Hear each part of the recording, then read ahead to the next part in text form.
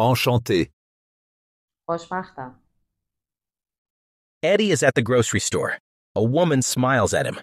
He smashes his shopping cart into some bananas, but tries to play it cool. ادی تو سوپرمارکته. زنی به او لبخند میزنه. او سبد خرید خودش رو به تعدادی موز میکوبه اما سعی میکنه خونسرد و باحال جلوه کنه. Bonjour, je m'appelle Eddie. سلام، اسم من ادیه. Et vous? و شما؟ Je m'appelle Marie. اسم من ماریه. Enchanté, Marie. از آشنایی باهات خوشبختم ماری.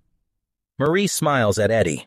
He nervously leans against a shelf and knocks down a bunch of soup cans.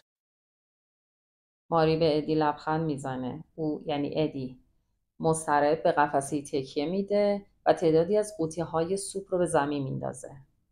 Comment ça va? حالتون چطوره؟ Marie leans down and helps Eddie pick up the cans.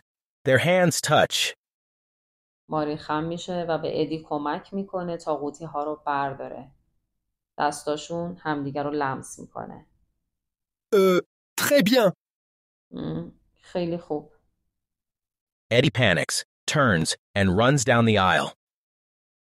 ادی به شدت مضطرب میشه، برمیگرده و از راهروی بین قفسه ها میدوه و دور میشه.